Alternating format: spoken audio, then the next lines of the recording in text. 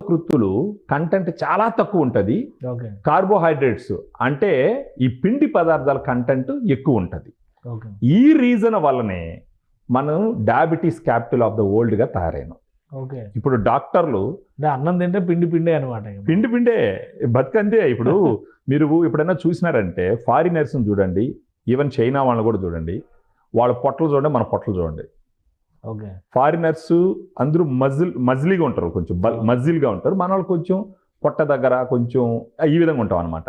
ఇప్పుడు రీసెర్చ్, ఇప్పుడు V Mohan garu MV diabetic centre, famous diabetologist ఆయన కంట్రీలో, ఆయన ఒక మాట చేస్తారంటే వాళ్ళు ఒక రీసెర్చ్ చేసినారు సార్. వాళ్ళు ఏం చెప్తారంటే ఈ రిఫైన్డ్ కార్బోహైడ్రేట్స్లో 10% అయినా సరే ఈ మొక్కల నుంచి వచ్చే ప్రోటీన్స్తో కానీ రీప్లేస్ చేస్తే డయాబెటీస్ రాకుండా అరికట్టచ్చు, ఒకవేళ డయాబెటీస్ వచ్చినా కూడా కంట్రోల్ చేయొచ్చు అని అంటారు. చిన్న ఎగ్జాంపుల్ చెప్తాను. United Nations of food and agriculture organization ఒక సర్వే చేసింది 2021లో. వాళ్ళు ఏం చెప్పినారంటే పాకిస్తాన్ వాళ్ళు ఒక్కరు యావరేజ్గా రోజుకి 70.6 గ్రాములు ప్రోటీన్ తీసుకుంటారు. చైనా వాళ్ళు 124.6 గ్రాములు ప్రోటీన్ తీసుకుంటారు ఒక మనిషి రోజుకి యావరేజ్గా.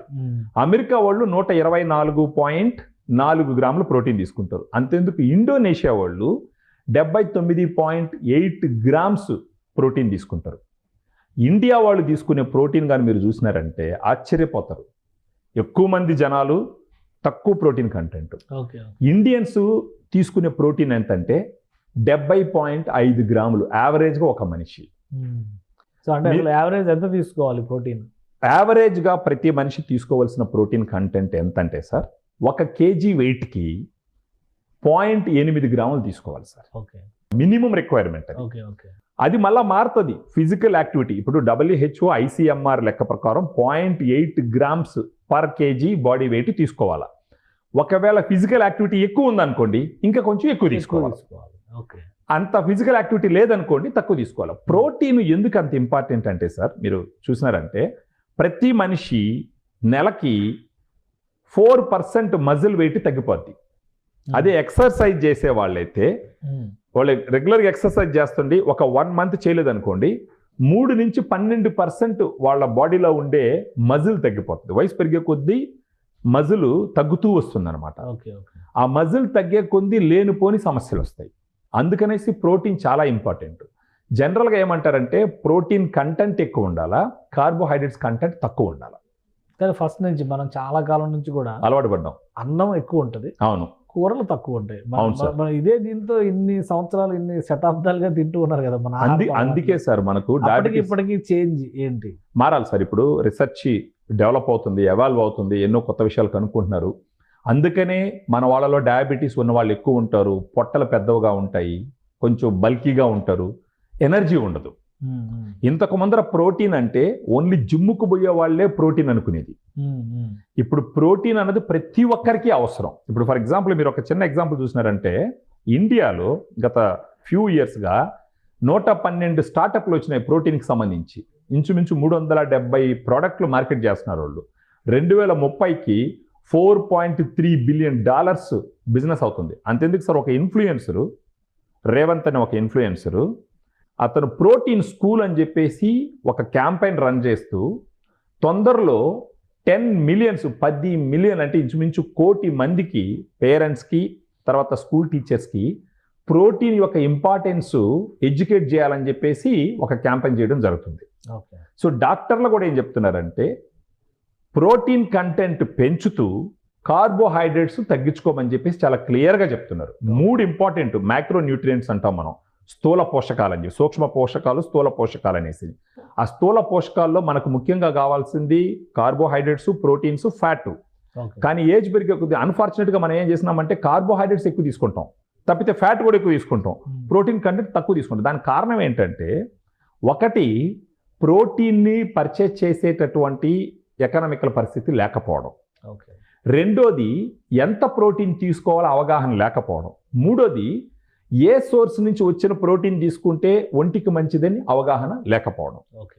సో ప్రతి ఒక్కరూ చేయవలసినటువంటి పని ఏంటి అని అంటే ప్రోటీన్ కంటెంట్ పెంచుకోవాలి. చిన్న ఎగ్జాంపుల్, కానీ ఒక డౌట్, ప్రోటీన్ అనగానే ఎక్కువ మందిలో ఉన్న ఇదేంటంటే ప్రోటీన్ అనగానే తెలుగులో మాంసకృతులు, అంటే ప్రోటీన్ అనగానే నాన్ వెజిటేరియన్ అనేటువంటి ఫీలింగ్ కూడా ఉంది. Correct sir. ఎక్కడ అసలు ప్రోటీన్ ఎక్కడ దొరుకుతుంది, వెజిటేరియన్స్ పరిస్థితి ఏంటి? వన్ ఆఫ్ ద రీజన్ మన ఇండియన్స్ లో ప్రోటీన్ కంటెంట్ తక్కువ ఉండటానికి గల కారణం ఏంటి అని అంటే, మనకు వెజిటేరియన్స్ ఎక్కువ ఉండడం వల్ల, వెజిటేరియన్స్ ఎక్కువ అయినందువల్ల కూడా ప్రోటీన్ కంటెంట్ తగ్గింది.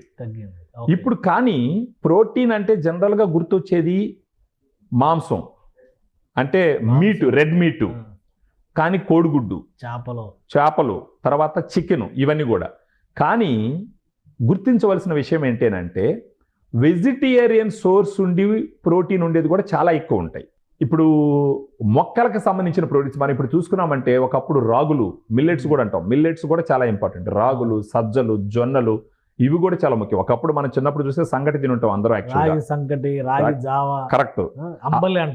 అంబలి ఇవన్నీ పోయినాయి మనకి, ఇప్పుడు ఆ కల్చర్ లో లేవు కదా. ఇప్పుడు అవి ఉన్నాయి కాబట్టి ఇప్పుడు దాకా మన పెద్దోళ్ళు హ్యాపీగా లైఫ్ లీడ్ చేసినారు, డయాబెటీస్, బీపీఐ లేకుండా. మధ్యలో ఒక 20 సంవత్సరాల మధ్యలో ఈ అర్బనైజేషన్, గ్లోబలైజేషన్ ఎక్కువైపోయి, మీరు అప్పుడప్పుడు అంటుంటారు, మనం పోయి ఫ్యాషన్కి బర్గర్ తింటాం, ఫ్యాషన్కి పిజ్జా తింటాం. యాక్చువల్గా మీరు చెప్పండి, ఎవరికి నచ్చుతాయి పిజ్జాలు, బర్గర్లు? మనకు నచ్చుతాయా? మనకి అసలు పడేవి కాదు అసలు అది. సో ఇప్పుడు ఏం చెప్తున్నారంటే డాక్టర్లు క్లియర్గా ఏం చెప్తున్నారంటే, రిసెర్చ్ చెప్తుంది, డాక్టర్లు క్లియర్గా ఏం చెప్తున్నారంటే, కార్బోహైడ్రేట్ని తగ్గించుకొని ప్లాంట్కి సంబంధించిన ప్రోటీన్ ఎక్కువ తీసుకుంటే బాగుంటుంది. అంటే ప్లాంట్ ప్రోటీన్ అంటే ఫర్ ఎగ్జాంపుల్ చెప్తాను, ఇప్పుడు వెజిటేరియన్ ప్రోటీన్ కాకుండా ప్లాంట్ ప్రోటీన్ ఎక్కువ తీసుకుంటే ఇంకా మంచిది. ఇప్పుడు నాన్ వెజిటేరియన్ ప్రోటీన్లో ముఖ్యంగా మీరు గాన మీటు, అంటే మీట్ అంటే మనం ఇది పొట్టేలు మాంసము, లేకపోతే మేకపోత మాంసం, ఇవన్నీ మీట్ కిందకు వస్తాయి. చికెన్ వేరు, మీట్ కిందకు వస్తాయి. అది తీసుకోవడం కూడా అంత మంచిది కాదు.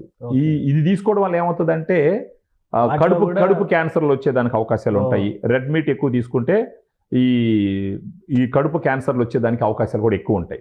సో ప్రోటీన్ అంటే, ఇప్పుడు మనం ప్రోటీన్ అంటే మనం ముడిశనగలు కూడా ప్రోటీన్గా తీసుకుంటాం, వేరుశనగ పప్పు కూడా ప్రోటీన్గా తీసుకుంటాం. నాకు తెలిసి ఒకవేళ ఓవర్ వెయిట్ ఉన్నా కానీ, లేదా డయాబెటీస్ హిస్టరీ ఉన్న ఫ్యామిలీలో ఉన్న వ్యక్తులైనా సరే, లేదంటే డయాబెటీస్ వస్తుందని ఆలోచన ఉన్న వాళ్ళైతే ఒక డైటీషియన్ని కలిసి వాళ్ళ శరీరము, వాళ్ళు రోజు చేసేటటువంటి కార్యకలాపాలు ఎక్స్ప్లెయిన్ చేసి, వాళ్ళకి ఏ ఫుడ్ అయితే బాగుంటుందో ఒక డైట్ చార్ట్ తీసుకొని దాని ప్రకారం ఫాలో అయితేనే ఈ డయాబెటీస్, హైపర్ టెన్షన్, వీటన్నిటిని తగ్గించుకునే దానికి అవకాశాలు ఎక్కువ ఉంటాయి. ఏది ఏమైనప్పటికీ మీకు చెప్పడం మర్చిపోయినాను, మొన్న రాత్రి అందరూ బిర్యానీ, పిజ్జాలు ఆర్డర్ చేస్తుంటే భువనేశ్వర్లో ఒక వ్యక్తి 12,000 రూపాయలకి ప్రోటీన్లు చేసినట్టు ఆర్డర్ చేసినట్టు. అంటే గుడ్ ట్రెండ్. ఇండియాలో కూడా ప్రోటీన్ మీద అవగాహన పెరుగుతా వస్తుంది. రీసెంట్గా డైటీషియన్స్ని కలుస్తున్నటువంటి పేషెంట్స్ కూడా ప్రోటీన్ గురించి అడగడం మొదలుపెట్టినారు. సో ఆ మూమెంట్ స్టార్ట్ అయింది. ఇప్పుడు గాన అందరూ అలర్ట్ అయ్యి ప్రోటీన్ సంబంధిత పదార్థాలు ఎక్కువ తీసుకుంటూ, కార్బోహైడ్రేట్స్ అంటే ముఖ్యంగా రైసే, అన్నం, దాన్ని తగ్గించుకొని ప్రోటీన్ కంటెంట్ ఎక్కువ తీసుకుని, దాంతో పాటు ఒక డౌట్ ఉంది, రైస్ ప్లేస్ లో ఇంకేదైనా రీప్లేస్ చేసి బిర్యానీ చేసుకోవచ్చా? ఓన్లీ సార్ ఏది తీసుకున్నా రైస్ వాడిన దగ్గర అంతా కార్బోహైడ్రేట్స్ ఉంటాయి. రైస్ వచ్చేసి ఫుల్ కార్బోహైడ్రేట్స్. మిల్లెట్ బిర్యానీకి ప్రిఫర్ చేయాలి. సంగటి తినండి, లేకపోతే ఫర్ ఎగ్జాంపుల్ సంగటి అలాంటి తీసుకోవచ్చు, మిల్లెట్స్ తీసుకోవచ్చు. తర్వాత ఈ కూరగాయలు, తర్వాత పండ్లు, సీజనల్ ఫ్రూట్స్, ఈ వెజిటబుల్స్, ఇవన్నీ తీసుకోవాలి. రైస్ క్వాంటిటీని తగ్గించకపోతే డయాబెటీస్ వచ్చేదానికి అవకాశాలు చాలా ఎక్కువ. దాన్ని ప్రివెంట్ చేయాలంటే డాక్టర్